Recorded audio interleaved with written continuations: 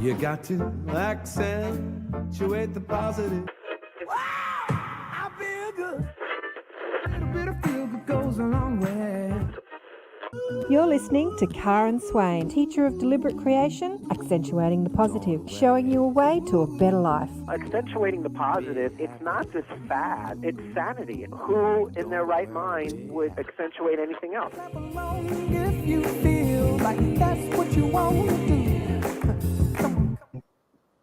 Hello, and welcome to another show, Accentuating the Positive with Karen Swain. So wonderful to be with you all again. And remember, we are streaming live through syndicated radio on the United Public Radio Network and the UFO Paranormal Radio Network on 107.7 and 105.3. And today my guests are Phillip and Jane Mountrose. Welcome to the show, Phillip and Jane. So great to see you again. Thank you. You too. Phillip and Jane have been on my show before. They were on around September 2022, and we've just been chatting offline. And I was saying how much I enjoyed listening to them. I just really enjoy who they are and what they do. And we explored your awakening story last time on the show, how you got into this spiritual work, which we won't go over today. But if you're interested, you can go to my YouTube channel or website and put in Phillip and Jane Mountrose, and you'll find the shows that I did with them then. But let me tell you a little bit about Phillip and Jane, who are pioneers and innovators in the realm of spiritual growth. They are holistic coaches, energy healers, and authors of numerous books, including the book The Loving Power of Your Soul, a guidebook for realizing your true potential. Their mission, the mission of Awakening Institute, is their non-profit organization to facilitate the unique gifts or potentials each individual brings and receives, where all are nurtured in allowing their abilities and potentials to blossom. The mission, their current focus, this is why they wanted to come back on the show, is on tools for the next new frontier, energy healing, connecting with angels and ascended masters, and the Akashic records and oracles. And their website, which is extensive, is gettingthrough, THRU.org, gettingthrough.org. So great to see you again. We were just talking about the next new frontier. What is the next new frontier to you? And I was saying, you know, I've been talking about ascended masters and angels for years, but it's like been in the last 10 years that I've been really focused on the ET phenomena. And Jane was saying it's all one thing, really, isn't it? Right. Yeah. I'm in a way, we're the ETs. Those of us who are waking up, most of us come to the realization that we aren't really from here. And I had experiences from Earth. I had experiences from childhood, even being on a spaceship and with these really tall beings, and realized that they were introducing me to my history. And Phillip and I together have come to recognize that we are much more than people on Earth. We're beings from the stars. Yeah, absolutely. What about Phillip? What about you? Do you have memories from a bit of childhood or memories from being adult of connecting to your galactic Star Nation family? Well, I think the feeling was that it seems to be very strange here growing up as a child that people just seem to be very disconnected and fragmented. It just felt quite unnatural. And so it was kind of like, I don't get it. What are they missing? Why is there all this separation and division and tribalism? And I think those were echoes and remnants of the origins, more the celestial origins that made more sense, where things are more connected and unified. Right. And really in the 90s, I think it was in the 90s, we somehow, well, I guess with everything kind of came together. As well, I'm sure you're very intuitive too, and you just kind of realize what is happening. And what we saw is that we're actually Syrians, that we're from the star system Sirius, and that we are star seeds. And that was from what Phillip was saying. That's why we felt like we don't, we're not like a lot of people who are here. We're different in that way. Not that there's any better or worse, but that's really who we are. And it was very comforting to us to come to that recognition and say, oh, well, it's okay. Yeah. We don't have to be like the majority of people Yeah. here. We can be ourselves. Yes. And I know a exactly. lot of people, when they connect with that, it answers a lot of unanswered questions of confusion, because there's a certain identity of feeling like, oh, it's not like you're judging or rejecting people. It's just like there's some kind of disconnect here, and I don't understand what it is. And it just is personally comforting and illuminating. It gives you sort of an orientation, and now it makes sense. Right. Right. And millions of people, I'm sure, who are waking up are realizing what we're talking about here, and probably many of them are your listeners and viewers. Mm-hmm. Yeah, absolutely. I think that's the biggest feeling that people have when they start their spiritual journey, is they feel like they don't belong. I don't belong here. I don't belong in that group. I don't belong in that mindset. Yeah, I don't belong. And I think people struggle to fit in because who we are as unified beings, like we struggle to feel that unity when we feel the disconnect. And then the trauma happens when they feel like they don't fit in. They start judging themselves, like, why don't I fit in? Why don't I fit in? But the message is always, yeah, what's wrong with me? Right. Yeah. Yeah. You start blaming yourself like you did something wrong. Or, Right. Yeah. And the message has always been, you didn't come to fit in, you came to stand out. Yeah.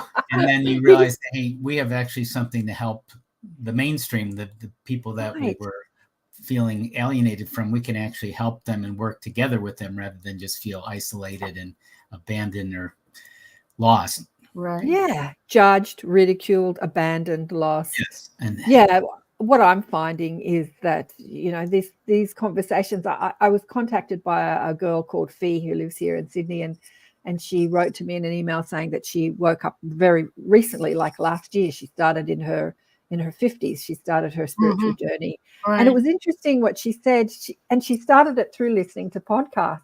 I know that when you guys were sharing your story on the show last time, you were saying that you felt like you were here to make a difference and didn't know how that was. So you joined a spiritual organization, which had the guru, who was the, the hierarchy, and he had all the answers, and you had to listen to him and follow his instructions, which is like most spiritual organizations on the planet, most of them.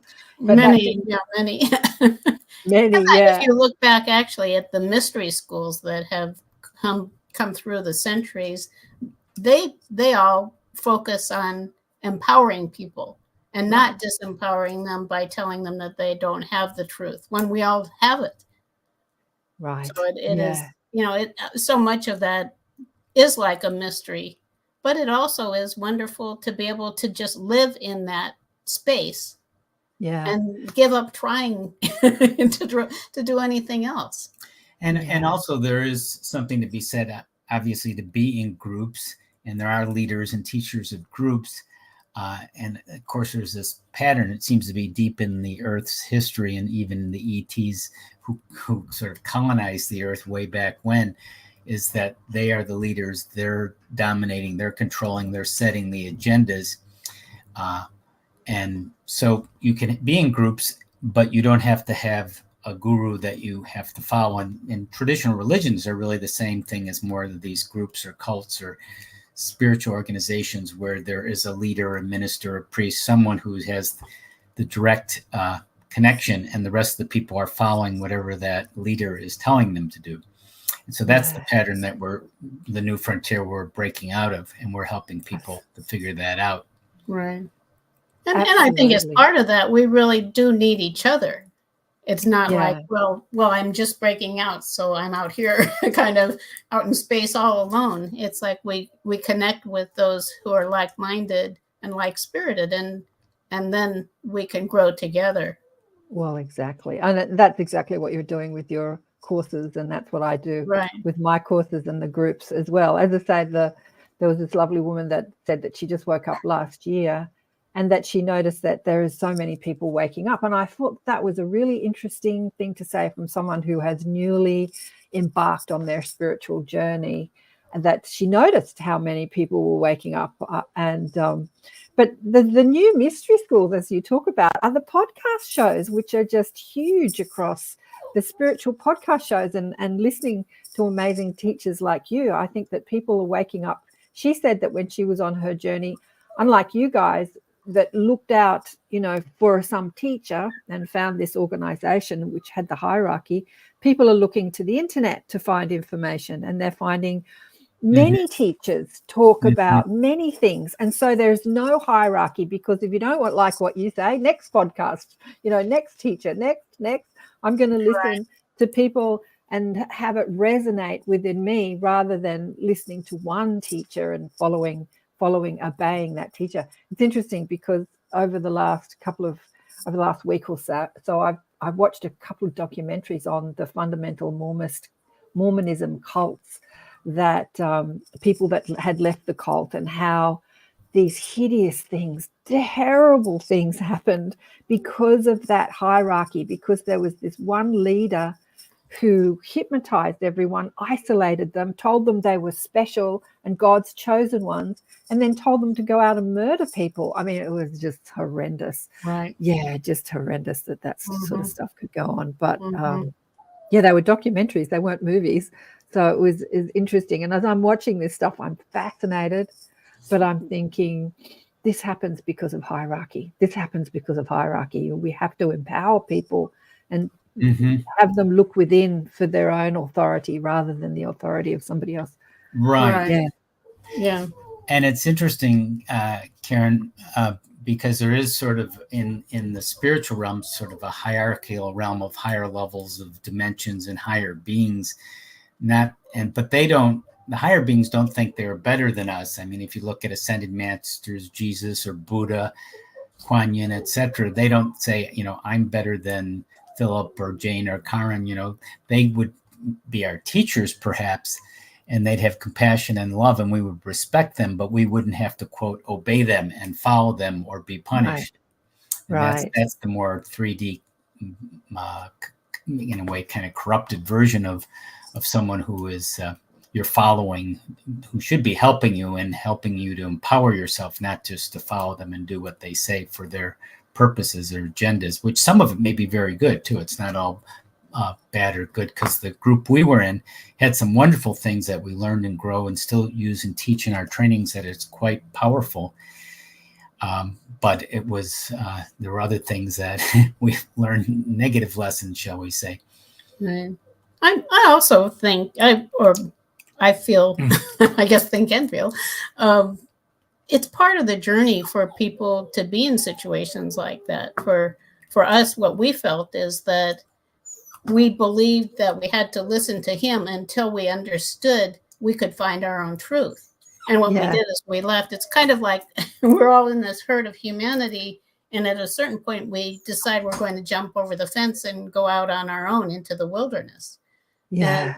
And I think each person has to develop that strength for themselves as part of their spiritual growth, and decide, well, no, I don't. I think it's, we do need each other, and we do benefit from listening to each other. I'm not saying don't listen to anybody else, but I think we do have to come to a point of recognizing that those who actually want to control people, particularly, and we have some really major ones right now, I guess we probably always do, but it seems like a lot right now,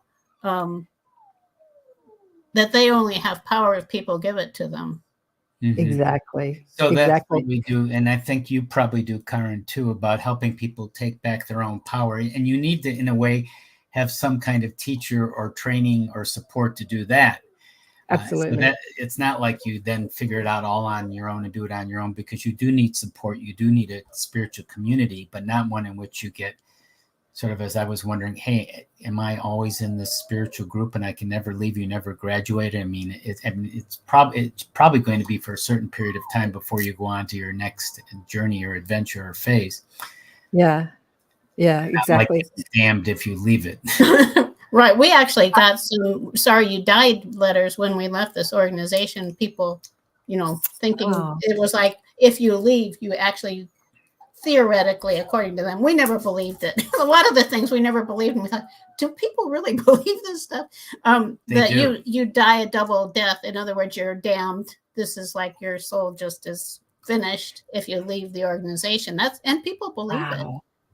Wow, that's crazy. Now I'm listening to your It sounds little crazy, but so many people. I mean, look at all the religions where they believe Yeah, that. well, what's interesting in these documentaries is exactly if you left the organization, yeah, you could never see anybody or any of your family again that were still in there. Right. Like you would. But listen, I'm listening to your little one trying to get in. He wants to get it. Do you want to go and get him or her? You want me Well, to? I guess we could maybe try. I can. I could just open the door and Because it's a little dog. You had him on camera last time. yeah, we have is two it- of them. Oh, two of them. This one is I think this is our dog She's called Buddy. Okay. Buddy. Well, they're Oh, both- he's this- dying to get in. He's this one is crying at the Buffy. door. She's- There he is. I Now need- he's happy. Now he's happy. Look, he's hungry. Oh my God, I missed you. You're away from me for 5 minutes, but I Yes. couldn't stand How it. could you lock us out like that? How could I you mean, lock us out? they're not accustomed to it. This is Foxy. Oh, that's Foxy. Take her and I'll get- Here, I just want to say hi to Shirley, who's tuning in. She looks like Shirley is tuning in on a couple of platforms. Buddy, come over here. Buddy, come up here. Here, this is Buddy. Oh, that's Buddy. Oh, Yes, yeah, I know dogs Buddy. are Boy. the masters of unconditional love. Buddy was on camera last time. I don't know. Yeah, he does. He will sit a lot of times in my lap, and through meditations, he loves the meditation. Sometimes he'll sit and I'm talking about a meditation, and he'll put his head on my shoulder and just really gets into it. And Foxy's the one crying. No crying. We're live on radio, Foxy. That's right. Okay, And we don't want you a to live dominate dog the show experience either. coming on with spirituality. Oh, look, a live dog show.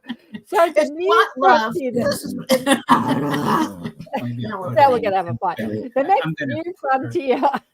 Look, I've created chaos. We should have left them outside. well, that's the family. Do Do you have any pets, Karen? I do. I have a cat Mm-hmm. who has been with me 3 times. Somebody's waving. Hello, Waldo Wood. Oh, I think that's Shirley. Yeah, I have a cat who's been incarnated with me 3 times as a black cat. Yes. Twice as a girl, this time as a boy. Mhm. And last time when she died in her last body, she was with me for 20 years. I said, I'm not going to get another cat. It'd be nice not to have an animal. You can go away and you don't have to get someone to come and feed your animal. And within weeks of saying that, after she'd left her body, I found a black kitten in my garden, and I live up off the road. You know, it's not like Wow. on street How level. likely is that? And I'm like, where is this cat coming from? Turns out the next door neighbor, his son moved in. He moved in with a couple of cats. One was a kitten he'd just picked up from some vet or somewhere, looked scrawny and like, oh, let me have that kitten. And then he sort of left dad with the cats. He and the girlfriend moved out, left dad with the cats. And instantly when the cats moved next door, they were like living at my place. They were being fed next door, but they were living at my place, which I thought was a great way to have an animal. And then about a year or so later, he moved out and he said, you want the cat? And I said, yeah, give me the cat. I knew instantly when this cat turned up, oh, you're back. You're back. Yeah, So, they have a way of finding us, the animals that we're supposed to be with. Mhm. absolutely. There's a soul contract there for them to be with us. Yeah. And even when you say, I'm not going to get any more animals, they're coming anyway. Right. So We've given the up next- on saying that. I'm saying, We've given up on saying that. yeah, I know. We know that they're part of our lives. So the next new frontier, you say, are the ascended masters connecting with the angels, energy healing, and the Akashic records through the oracles. I believe those ascended masters. Maybe explain to people who don't know what ascended masters are. What is your version of an ascended master? Who is an ascended master? Well, there are beings from our planet and also from other places in the universe who have risen to a point where they have, you could say, mastered everything that needs to be learned here to move into higher dimensions.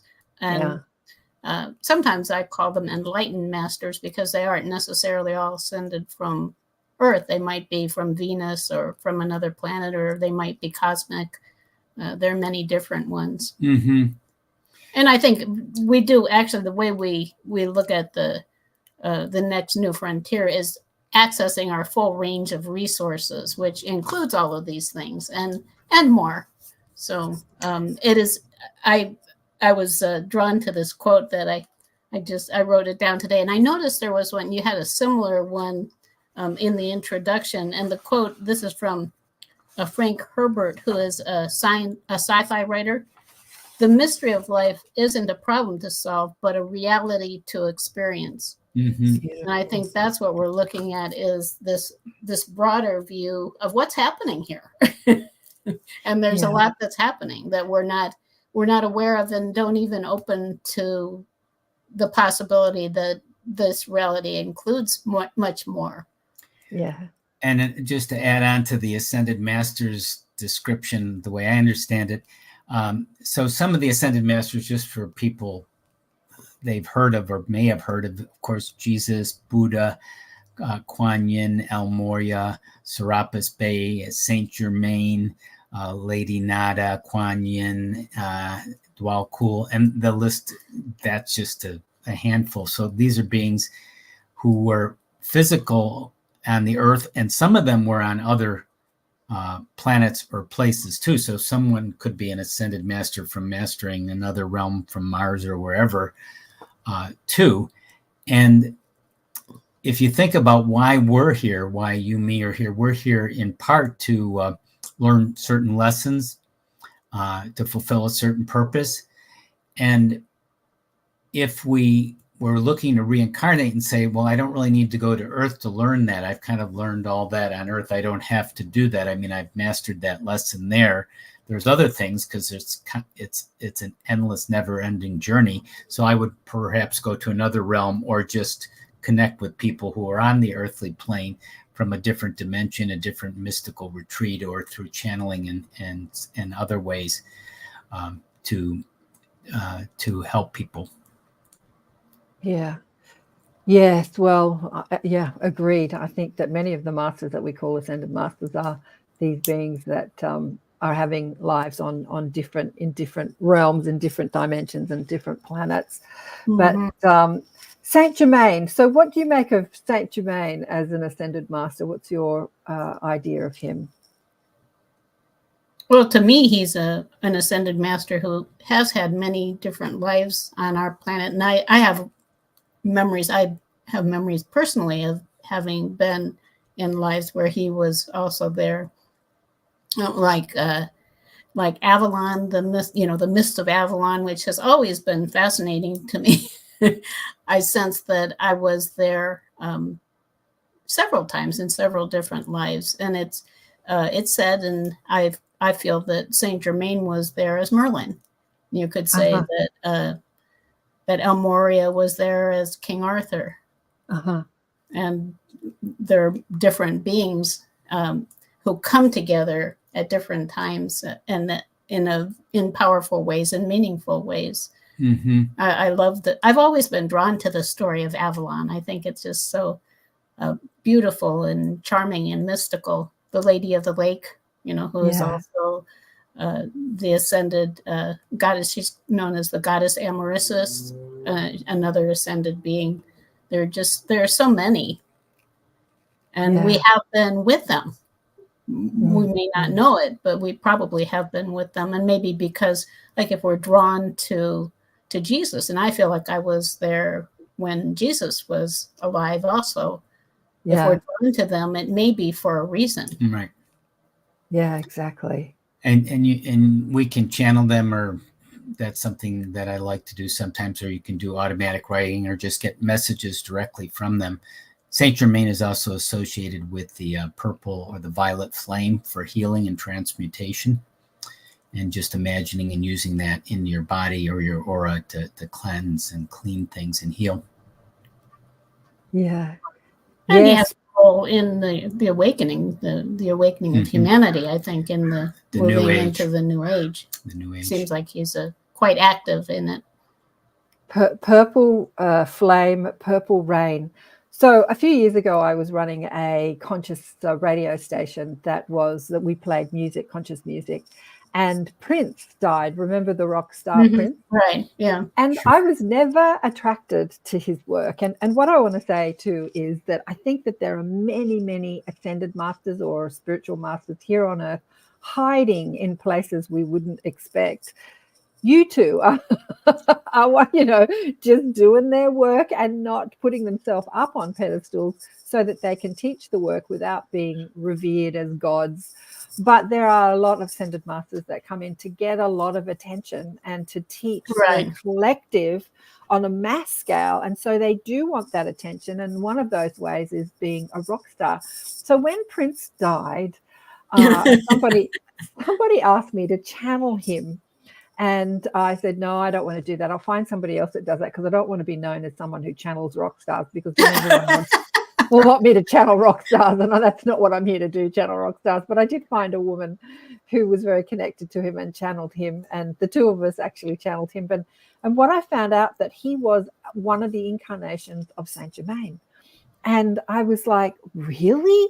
And then it hit me. It's like he came in as a black man to teach people about segregation and unity, to unify people through music, and he got a lot of attention. But he talked about this purple rain, one of his purple rain. He was like the purple story, and he used to dress in those frilly outfits that were similar to the era that Saint Germain was most famous for. And I don't know what era that was. Like, he sort of dressed in that style. And I'm like, oh my God, isn't that amazing? So I asked him, all right, so if you're a master here on earth, what was the most challenging thing for you? And he said, the human ego. Definitely. He said, I got caught up in the human ego. Somewhat hard to navigate.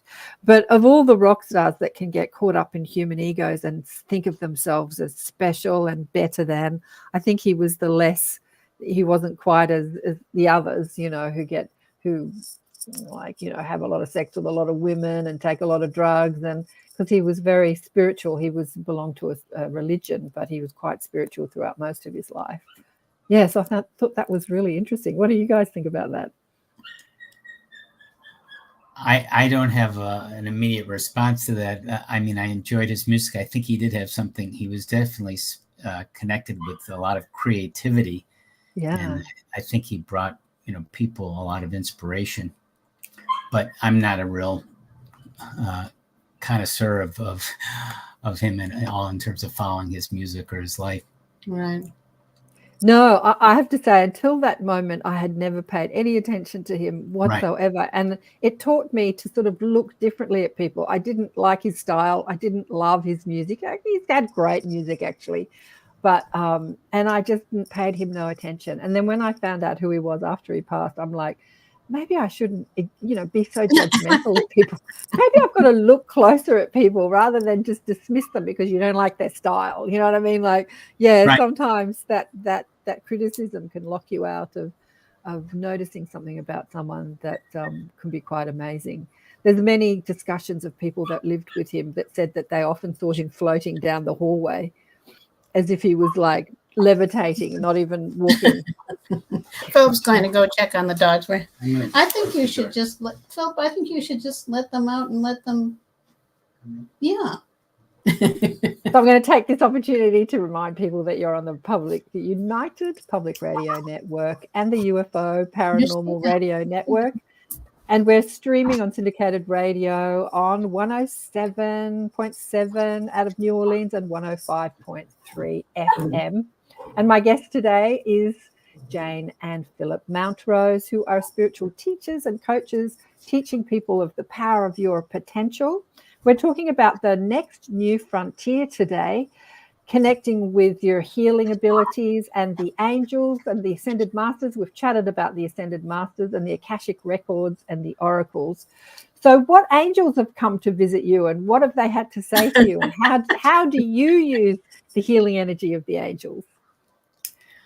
Well, sometimes we like to go use this with oracles. There's a deck by Rodley Valentine with the Angel Wisdom Tarot, and that has different angels associated with the tarot card. So that's kind of a nice association, because again, like the Ascended Masters, there's so many archangels. And this is the difference. One of the differences between the archangels and the masters is their origins, from where they come in the creation rays. So with the masters, they're in a way like us. They're more human, coming from the human kingdom, and they've figured out the lessons, as we were saying, and ascended to a different level, a mastery level. Whereas the angels are coming from a different place, where there may be some incarnated angels, but a lot of them don't incarnate, and they're coming more from a place of pure love, and just getting that energy. Although you can receive messages too, which we do from the angels, and sometimes, as I said, we associate them with the oracle cards when we teach people or do readings, or because it's a nice connection there. Right. Recently, I was drawn to connecting with Archangel Gabriel, which I hadn't connected with him much. I've connected a lot with a lot of the archangels. It was new connecting with him for me, and this was just a couple weeks ago, and so we started to have conversations, and really about communication, which is one of his specialties.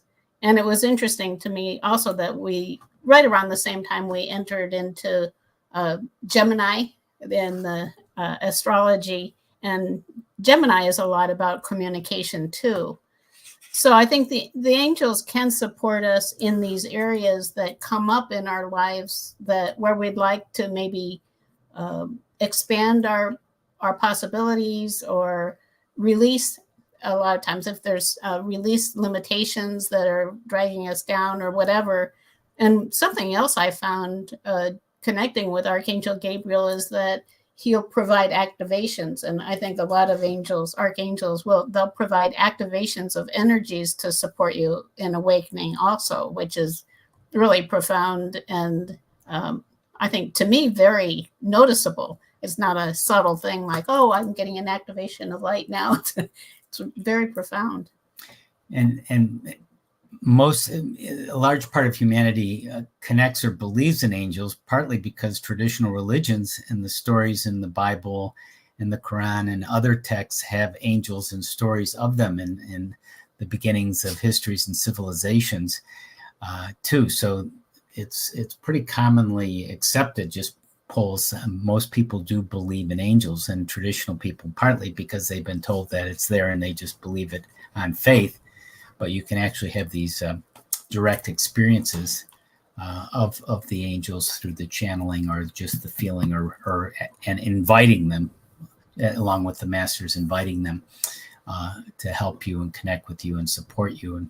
And also, it's good to support them. That's another thing which you might not consider, is to send back that support and love to the masters and the angels. You usually think, well, they're going to help me, which they will, unconditionally, but it's nice to return the favor, shall we say, to support and love them back, and of course be thankful and appreciative and grateful. Yeah, absolutely. That's beautiful. Yeah, absolutely. And when we're tuning into that appreciation and gratitude, we're actually taking back our power, whether we're grateful for the angels or grateful for the masters, and sending them love and thanking them, or anybody, or even the dogs. Sometimes. Master Buddy. Animals are a great way to tune into love. So a woman reached out to me recently, or her agent did actually, to put her on the show, and she said that this woman she claims to be an angel on earth. And many people have spoken about the angelic realm, saying that the angelic realm is pure spirit, and they don't incarnate into physical lives because they help us from spirit as spirit, and they never incarnate. So there's like two different ideas going on here. Some incarnate into physical form to be angels on earth or in different planets, and some don't. Actually, one person said to me once that angels are only for the human world, because the human world is so difficult, and other ET experiences on higher dimensional worlds or higher civilizations, higher category worlds where consciousness is more evolved and not as challenging to live. Angels are not necessary, and so the angelic realm is Angels are not necessary. Yeah, like because that. people are they're tapped into their own inner knowing, and they're Right, connected to their soul family, so they don't need the angels. So the angels are here for the humans. I thought that was an interesting concept. What do you want to say about all that? Are angels only spirit, or can they be physical? Or Well, I know some. Yeah. I Yeah. think they can. I think we could be angels too. And we've had experiences with so many years of teaching and having clients. I've experienced several times people who've had, this is going off in a little bit of a tangent, but have had lives as trees or as animals. And actually, I have a funny story about that. Unless after Philip, if you have something you want to say about the angels, and I know that those different ideas, angels can't incarnate yet. Yes, angels can incarnate. Yeah. Well, they're different. The way we understand there's three kingdoms. There's an angelic kingdom from creation, a humanoid, where most humans are coming from, and then an elemental, which is more nature oriented. So the way we understand it, people actually can have lineages in any of those. Most people would be on the earth would be human, but there are some who have this. Well, you meet people and they're just very angelic. They just have this sort of purity. I mean, they have issues and problems. They're not perfect. Like you might think of an angel as being, just pure love and unconditional love, but they are here on earth, but they have this innocence and purity to them. Absolutely. And probably everyone knows some people like that, and they may be a little naive too, but they're angelic. Just like some people are very elemental, they're very earthy, they're very connected to nature in extraordinary ways. So that's, I think Jane may agree with that. That may be our understanding. Right. Absolutely. Right. And I think if you can expand it out in all of the kingdoms, which I think is very interesting too. And for myself, I feel like you can really sense different backgrounds, the kind of backgrounds people maybe have had in different kingdoms, just in the way that they are. Like a person, for instance, who is very close to nature, like someone who would actually sit in a tree for weeks so that no one would be able to cut it down. That person may very well have been a tree. Yes, and that's my belief. I believe that that we have we have the option of having any of these kinds of experiences. Yeah, and that's absolutely. That's what makes us so different and so interesting too. Yeah, absolutely. I do believe, like you, that there are many incarnated angel aspects on earth, and I really believe I've got a brother who's one of them. And he, interestingly, he works not in the military, but as a contractor for the military.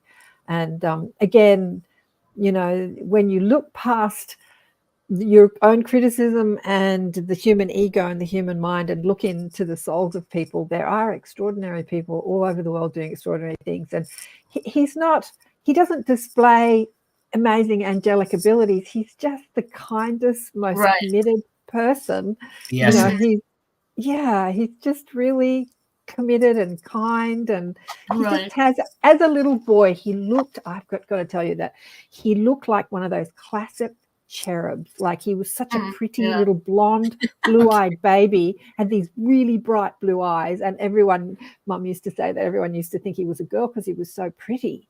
And Well, if you look at the kingdoms, the angelic realm is the feeling side of the creator, you could say, and the elemental realm is more the mental side of the creator. The creators, actually, they are the creators of the place that the earth that we exist in, so they're the mental side of the creator. So the angels are just very, very beautiful, emotional feeling creatures.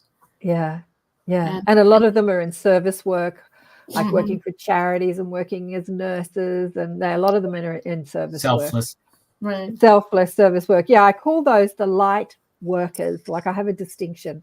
The people that work for the The light. real So light workers. yeah, they're Or in the service. They're in service to humanity. They're in service to. They're sort of in service to the other. But then Right. there are the light weavers, who are the people that weave, that like are creating a new experience on planet Earth. They're like weaving the light into a new experience.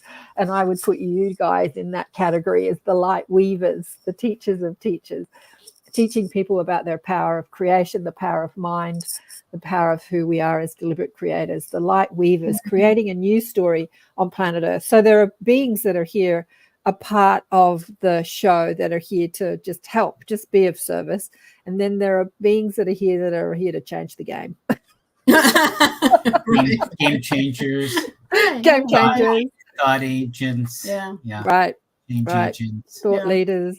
So, Jane, you said you had a story that you wanted to tell us about the angel. Oh, this was just a funny thing that it came to mind.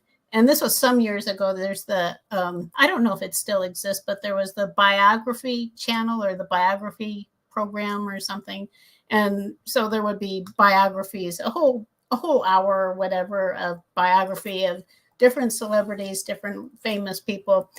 And Philip and I were watching TV one evening, and there was a biography of Amazon.com and Jeff Bezos, who was the person who started Amazon.com. Right. And they were talking about how it's grown and the high-rise buildings and everything. And I was kind of watching, and I said, he's a dog. I mean, it just struck me. He's a dog. And we were just watching, and within a minute or two of that time, they said, and this is one of the few organizations where they allow dogs to run around in the hallways. Well, I guess I was right. And I didn't mean that. Obviously, I didn't mean that in a mean way. It was just, and some people look like birds. Some people look like dogs or cats or. And I really believe that we have these connections, and we have no idea that that's even possible. Yeah. But that seems so true. And that Jeff Bezos, I don't know how familiar you are with him, Karen, but when he laughs, I'm not that familiar, but I know who he is. Who's that comedian that was in Patch Adams and Robin Williams? Robin Williams, yeah. So another group, the Channeling Eric group, who Elisa Medhus interviews mediums, and they interview people in the afterlife. I love it. They have a show interviewing dead people. It's fabulous. Anyway, they interviewed Robin Williams, and one of the questions she always asks is, can you share with us another past life which influenced this life? And he shared that he was, I can't remember what animal he was, and then he laughed and he said, was there any coincidence that I was so hairy? Because he was like a seriously hairy man. Had hair everywhere all over his body. But he shared that he was an animal. I can't remember what, but a hairy sort of animal in a past life. Yeah. So why not? Why not? Yeah. Well, we also, when some years ago now, we would take our dogs to a woman who had a dog camp. And she was really great. And frankly, she looked like a dog. She just looked like a dog. And it's not, again, that's not meant to be an insult. But we are so much, even if it is not now, we are a reflection of the totality of who we are. Absolutely. Yeah, absolutely. Have you guys heard of Tanis Helliwell? She's a spiritual teacher. She's in Canada. And she talks about the hybrids. So I've had a lot of people on the show that talk about the hybrids, and the hybrids referring to how we are hybrid souls with our ET aspect, that we are, like you say, Syrian, or some people are very relate to the greys. There's a woman that has a book called The Dual Soul, that she's grey and human, and they're called the hybrids, and how the ETs are helping us evolve by helping us shift our DNA, and they're doing that through the hybrid program. And there's a big talk about, but Tanis talked about the hybrids as just what you're talking about, hybrids with the elemental world or the animal kingdom. Right.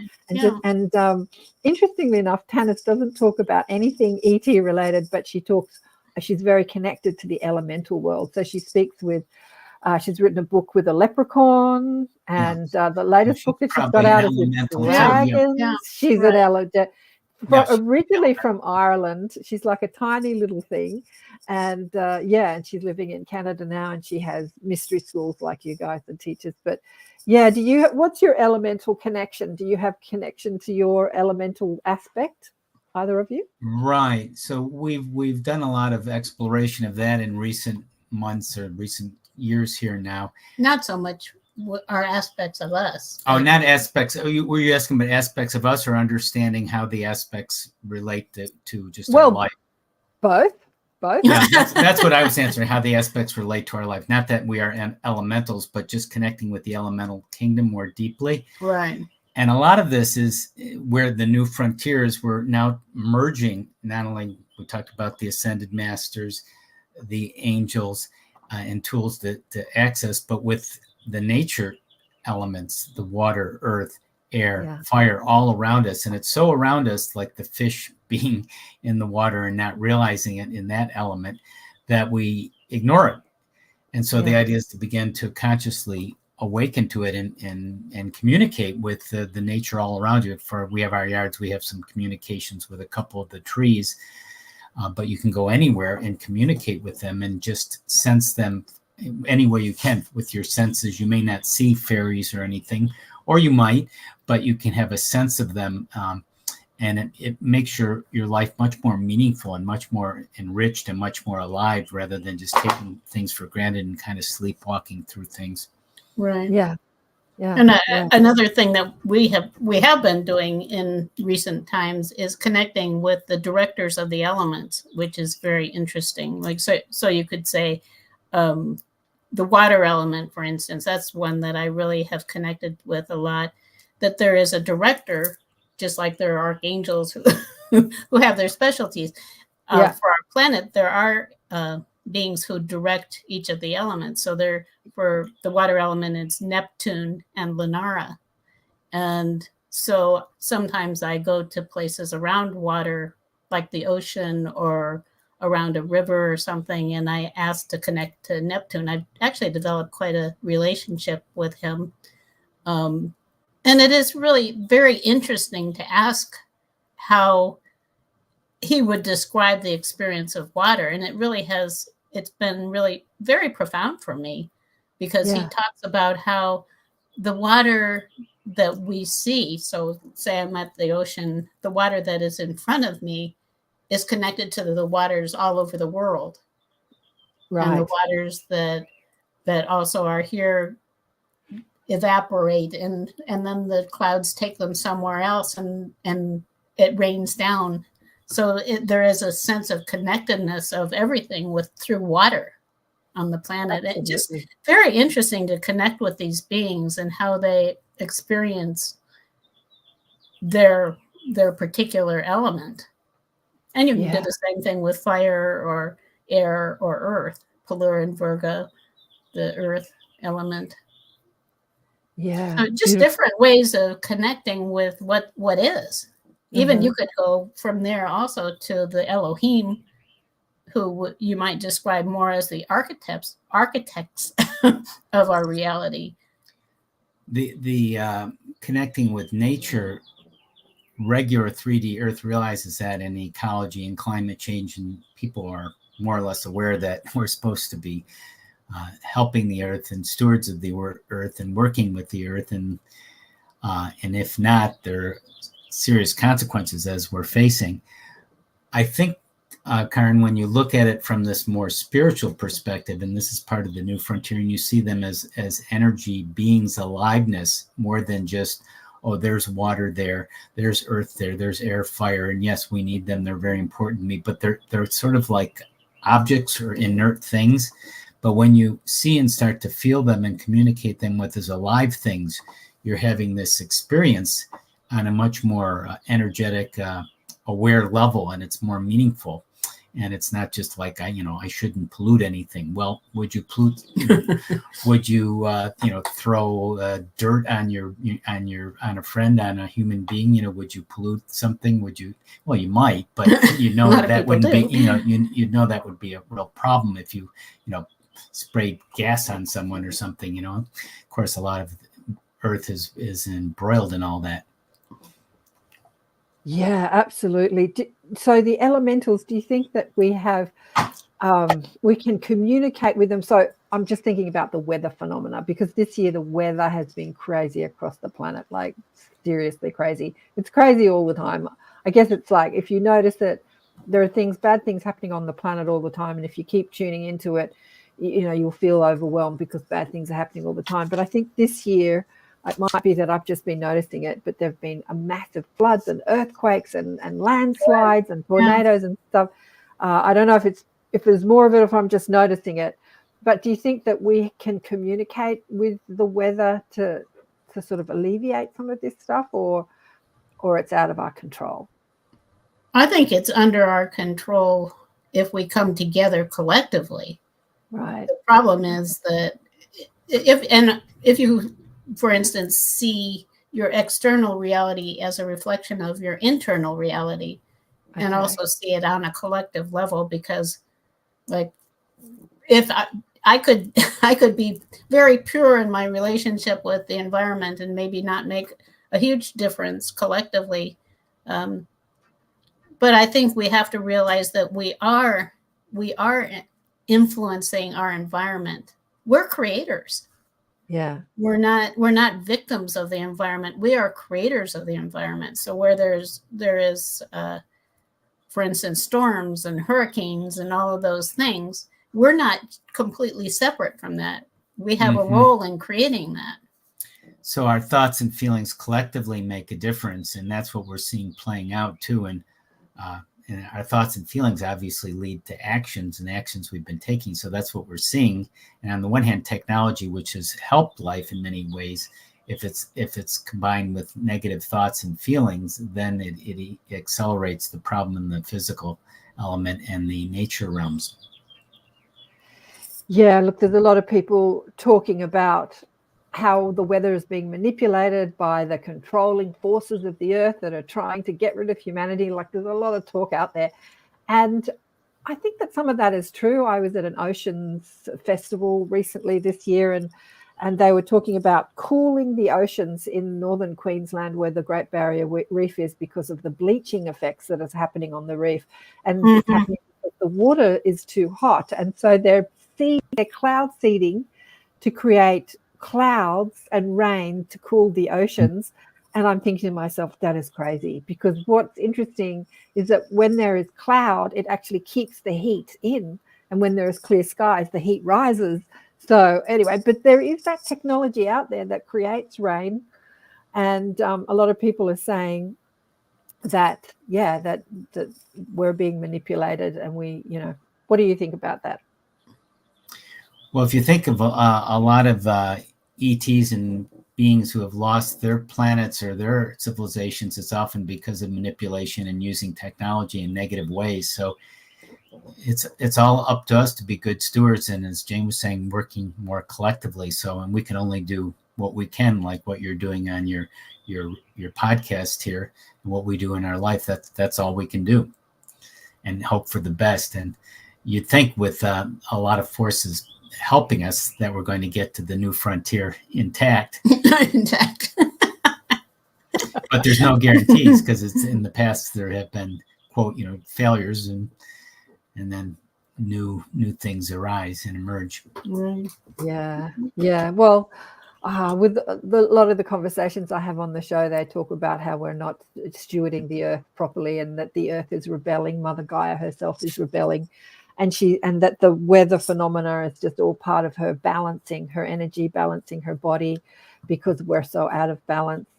And there's a lot of different stories, and probably all of the stories are true. Like, it's all a bit of all of it, don't you think? Right. I would agree. It's the earth balancing. It's also a reflection of how we're collectively coming together. There's a lot of unrest in the minds of humanity, and so that unrest is being seen as storms, and also it's a part of her balancing. It's also a part of weather manipulation. It's all true. But what can we as an individual, how can we contribute to a more peaceful, more balanced earth? What would you say to that? A more harmonious planet, or Yeah. A more more balanced. One thing I was thinking, maybe this might be a good time, Karen, to draw one of the oracle cards to get an insight for the collective of how to create a more balanced, harmonious planet. Do we have the right question? Is that it? Yeah. You're talking to your guide? Sure. Okay, so this is what we do in our Jane and I, pretty much in our daily meditations, and we like to teach people and help people individually. And you'll see how this goes. You take an oracle deck, and there's hundreds of oracle decks. Some are tarot decks. Some of them have other themes. Do you want to, I could take the guidebook. Yeah, and this is the mystical shaman oracle deck, and the cards are very beautiful. And as you might imagine, it relates to shamanism, but it's a way of getting a deeper insight and build your intuition and get answers that you might not normally have thought of. So it either will tend to confirm things and or be revelatory, or both. Okay. So what is the question? The question is, how can we help create a more balanced, harmonious planet? Was that agreed upon? Yeah, that's fine. Yeah, because and while you're doing that, I might just remind people that you're listening to the United Public Radio Network and the UFO Paranormal Radio Network. This is Accentuate the Positive Media with Karen Swain, and my guests today are Jane and Phillip Mountrose, spiritual teachers.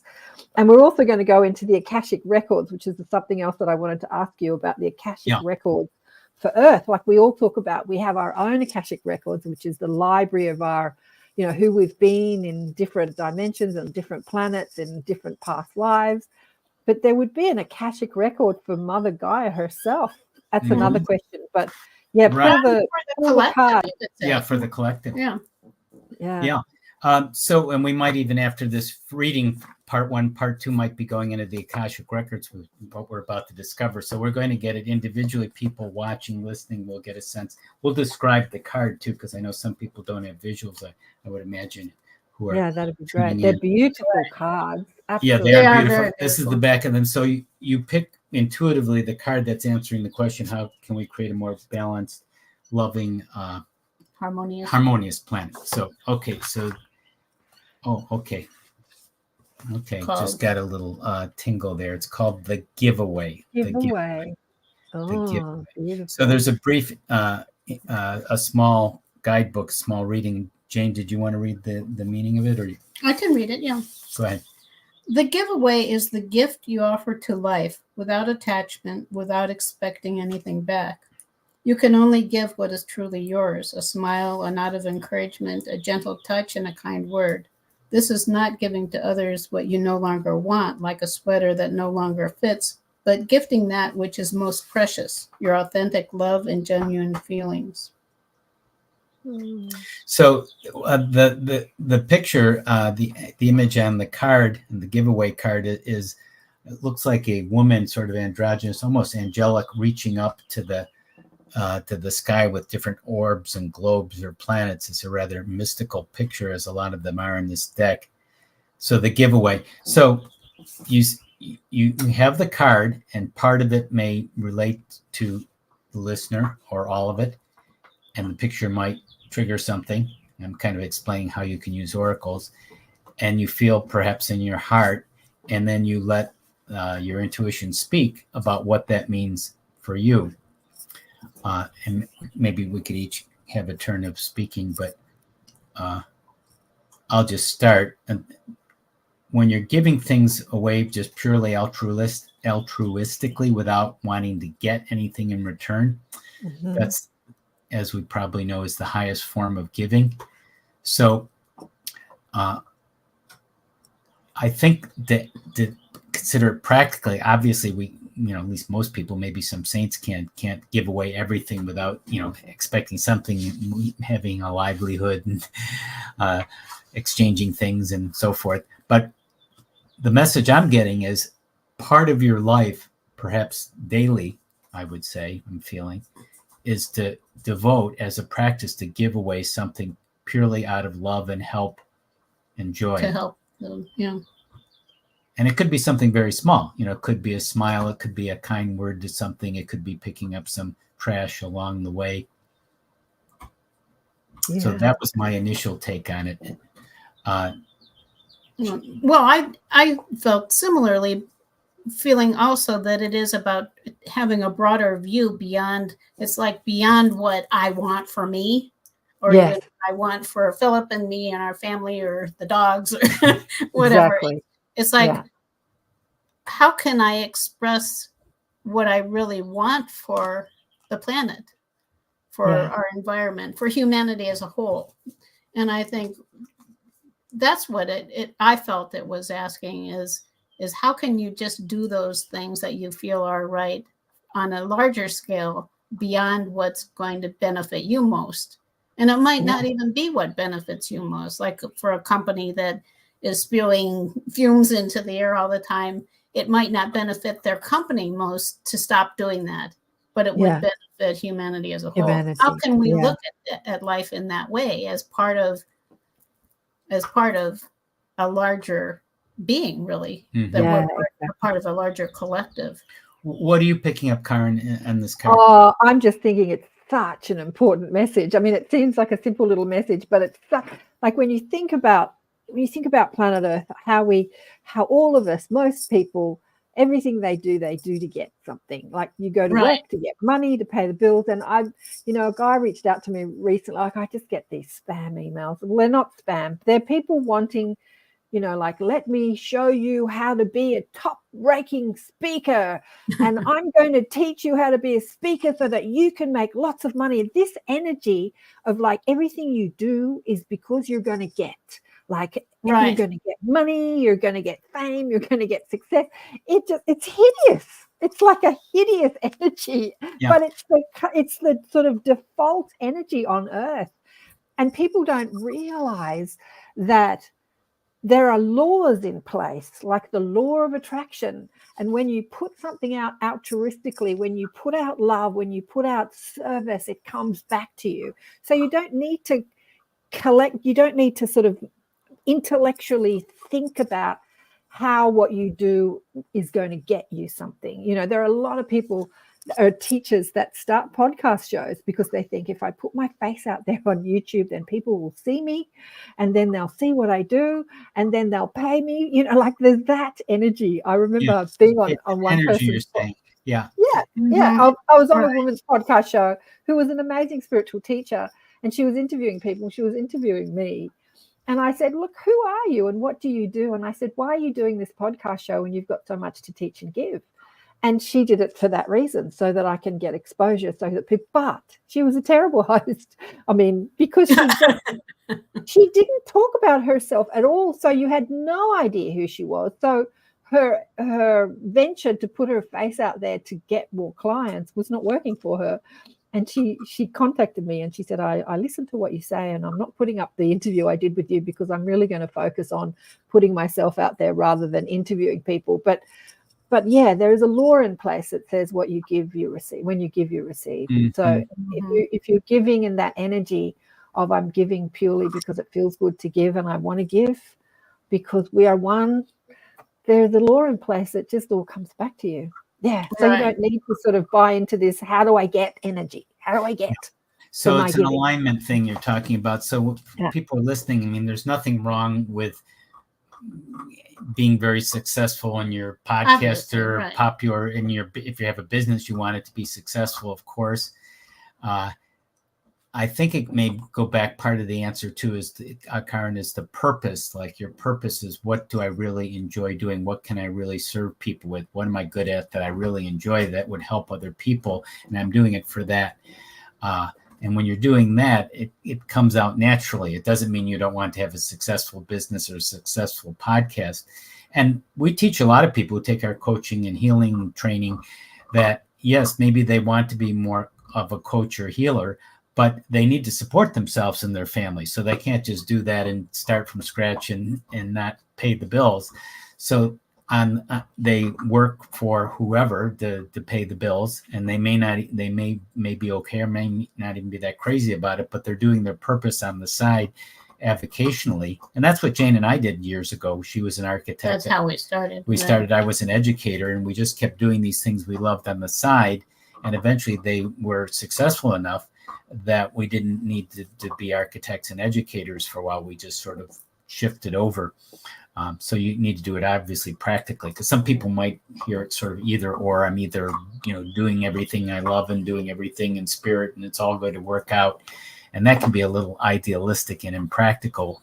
But I think the general message holds. Well, it can be idealistic and impractical unless you've raised your consciousness enough to understand that you are loved and supported no matter what, which is not a consciousness that's dominant on planet Earth, because we have this system on planet Earth where we work for money, and then that money pays to put food in our mouths and a roof over our head. Like on other planets, there is no such thing as money.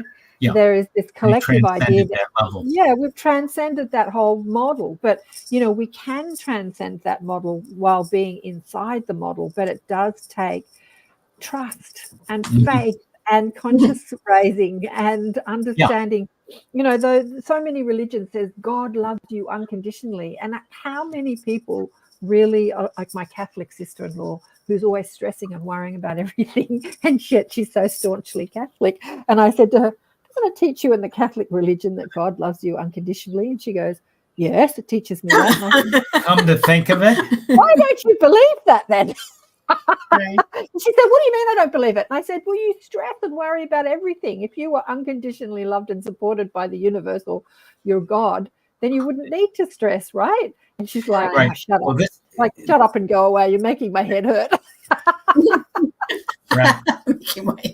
Well, this goes back to where we started a few minutes back, and how enlightened masters became that way, because they mastered the lessons. So each of us have lessons.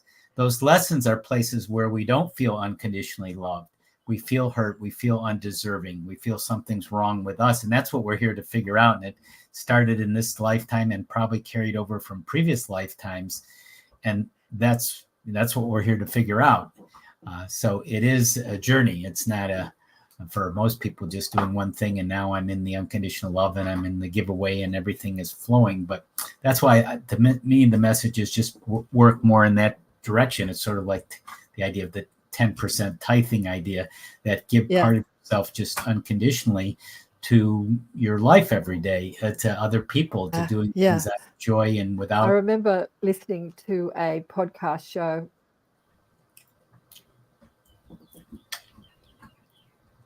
Oh, we lost them. We're having a few internet issues. There we go. You're back. Did I freeze on you guys? Yeah, just for a moment. You froze on me. Yeah, that's like going in and out of consciousness. Yeah. I remember listening to a podcast show with Rhonda Byrne, who was the producer of The Secret, the Secret book and DVD, the movie. It was a DVD back in those days, 2006, I think it came out.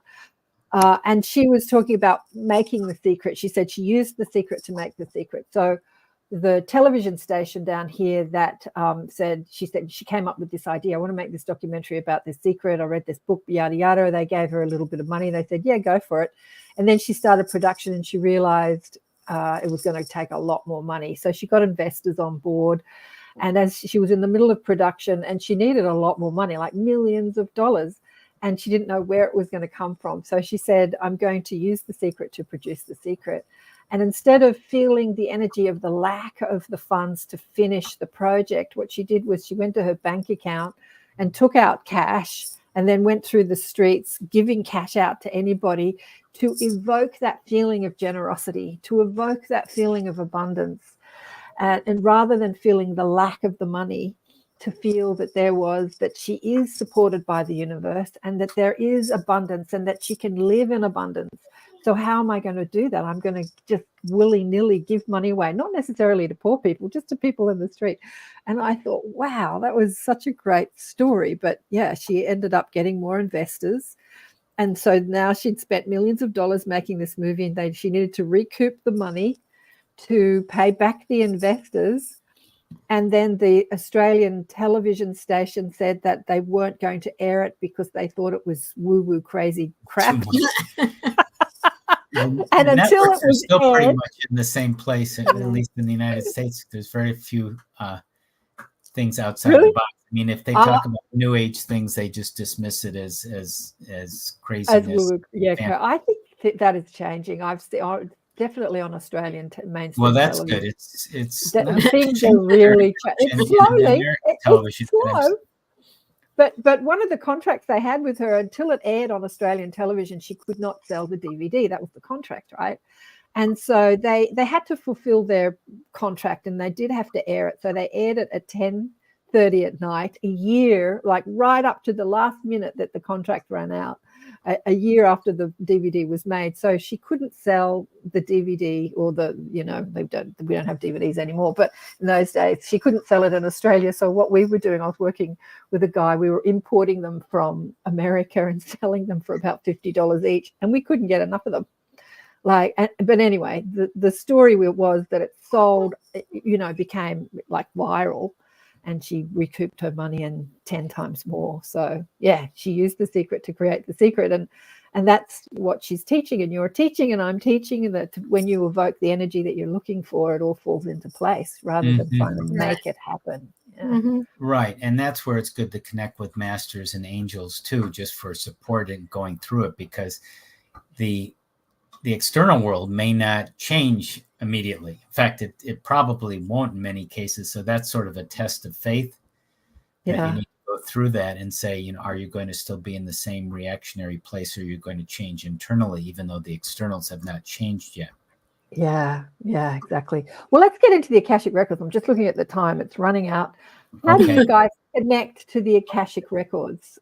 I've got a couple of comments here. Well, we do it through a visualization.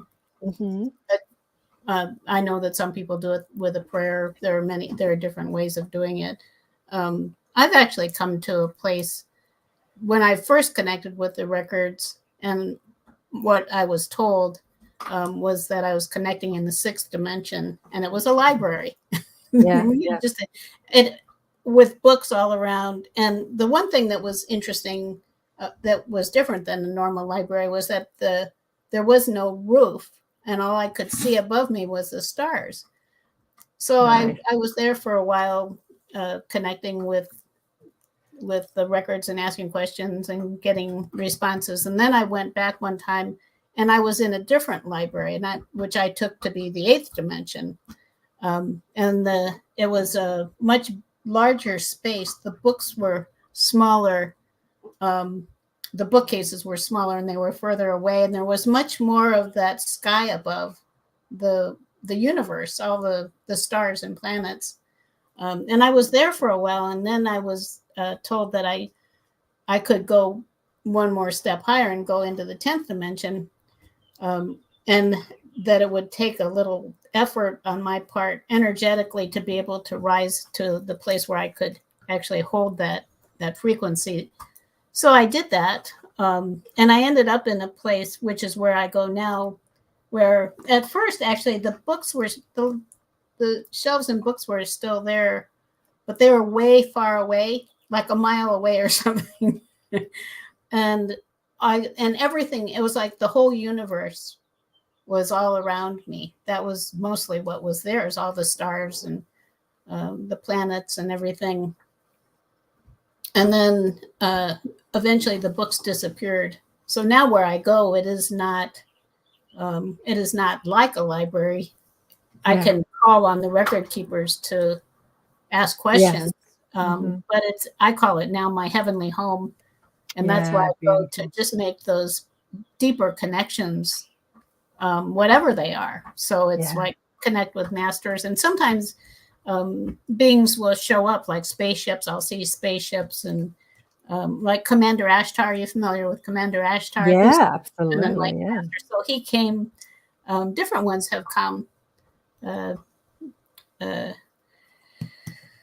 What was the archangel? Now I can't remember his name. Metatron? No, the cosmic Orion? Archangel Orion. Ah, If you're familiar with him, he's another cosmic angel. Probably has no direct connection with our planet other than that he's advising us. I think the same is true with Ashtar. And then just all kinds of things. I never know what's going to happen. And what is it like for you? I'm curious. Oh, well, I took a client to the Akashic the other day. She's like, oh, I want to know how to go to the Akashic records. She's incredibly psychic. So for her, it was just like instant. But Right. like you, I do a meditation with people. Depends on their level of consciousness. The people that are attracted to my work are usually at a level where I can take them there easily. I just take them on a guided meditation, and I don't give them any visual. I just like, we're going to the Hall of Records called the Akashic. I give them names, but I don't tell them what to see because it's presented differently to each person. Right. Some That's people what see I a find. filing cabinet, a library, a screen. It's different for everybody. Whatever your human mind needs, you're given. Right. And but she was just there instantly. She just went straight into her past life. Like she wanted to know what past life was directly. She had a question. I can't remember. It might have been about a relationship, what past life was. And she just got the information immediately. But yeah, it's different for everybody. It's not a mystery to get there. It's just, again, faith and trust and knowing that you can access it, and being of a level of consciousness that allows you to do it. So if you're hating on someone or criticizing someone or in depression or despair, you're not likely to get there. But if you're in peace and joy and loving and gratitude, you can access it. What about you, Philip? To follow up on that, generally when I do it, I have an intention, although you can go up there and just sort of explore very open-ended. Right. Yeah. So generally, and I a lot of times do it, and we can do it even right now with an oracle card like the giveaway card. So you take that as a reference. So because there's so much in the records, it's so vast, you can just go anywhere, anytime, which is interesting. But I like to do it usually in a more focused way, and maybe sometimes just ask for a message or a channeled message. And I was thinking maybe to tie a few things here together is to go into the Akashic records. And again, you can do it through a visualization. I'll just ask to go there and be there and connect with Orion and get a message about the giveaway in the Akashic records field. How does that sound? Yeah, great. Let's do it. I thought that was an offer you couldn't refuse. An offer I can't refuse. No, I don't want to go to the Akashic records and get a channeled message from Orion. No, thank you, Phil. No, let's do that. Okay. So I'm going to open the records for Phillip Mountrose for the highest good for me and everyone attending this, and get a connection about the giveaway. Yes, life is a giveaway. Your life is a giveaway, Orion is telling us. You can actually give everything away and still have everything. Yeah. What you have is here on loan. You have everything here temporarily, and you think it is yours, but it really isn't. You are part of the flow, part of the energy of the love, the wisdom, and the guidance and flow of the universe. Just be with that. Don't try to control it or manage it. Just be with it. Just commune with it. Kind of talk with it like a friend. That all the materials, all the energies, all the nature spirits, they're there to commune with, to be with.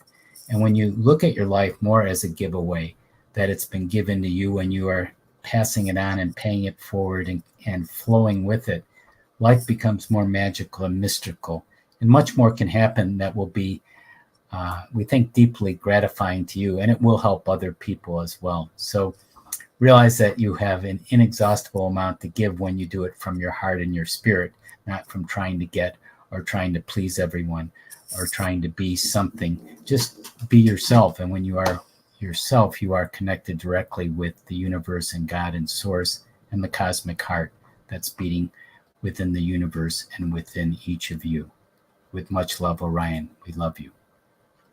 Oh, beautiful. That was just sublime. Thank you so much. Come back down around myself for the records. Yes. Come back.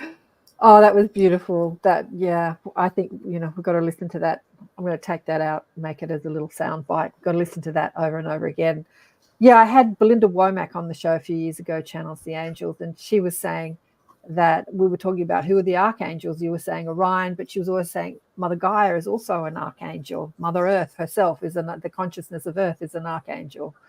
And so if we look into the Akashic records of Earth, is there anything that the people that are listening to this and us here and now, is there any information that we could know about where we're going on planet Earth? Oh, you mean to go back in the records and see, to get a message there? Is that what you're saying? That's what I'm saying. Yeah, Jane, about the planet. I could. I actually started hearing stuff. I'm just talking. You were anticipating the question. So I need to go in. And the way that I actually get information in the records, I ask the record keepers, and I usually receive orbs. They hand me orbs. It never had books. So about the planet, that the sense that what I'm being told is that we have to look back at the history of the planet, at all of the areas where we've gone wrong, and understand how that has created where we are today. We can also look at the areas and the things that we've done right and look at how that has brought us to where we are today, and then make the conscious decision collectively and individually to create the perfect trajectory, the best trajectory for us to move forward and create the harmony and you could say the state of heaven on earth that so many of us desire. Yeah. And what I'm also hearing is that part of it that we don't fully recognize has been told to us over and over, that we come to heaven as little children. And so if we can bring that childlike wonder and that childlike innocence and the love of the magic that is held in what we could call the magical child, the child within us who is our teacher, then we will be on the right course. And they say, thank you for asking. Thank you, Orion, previously. Thank you, Orion. Thank you, Mother Gaia. Thank you, Orion. Yeah, that's the first for me. I've never heard of an Archangel Orion, so that was beautiful to learn that today. Thank you for that. Yeah, you might want to go up there. I like to just kind of head up into the stars and float around and commune with Archangel Orion. Head up into the stars. Absolutely. It's a sublime place to be. Right. So a lot of people, like the last guest I had on the show, a lot of people were talking about the event that's going to sort of like take out the grid and change planet Earth, like this cataclysmic event. Even scientists are talking about that Earth is due for another mass extinction. And I was just chatting with the mob about that during your channeling. And when you were talking about you've got to look at your past and where you've gone wrong, and also look at where you've gone right. And they were saying that it reminded me of the part in the movie, when humanity doesn't change until it reaches a precipice. It's like when you're pushed to the edge, it's like we have an opportunity to change our ways and stop polluting the planet and stop hating on each other and stop killing each other and lying to each other and corruption. We have an opportunity to change, but we don't. But if you reach a point where it's a life or death decision, then you'll change. Like if it's not life or death, like why should I change? Like that's what they were sharing with me. So a lot of the kind of like the earthling conditioning for the programming of kind of the having to just follow orders until they can't. There's that famous saying by Winston Churchill that the Americans, after they've tried everything else, they'll finally do the right thing. They finally joined World War II after a long time of standing on the sidelines. Yeah.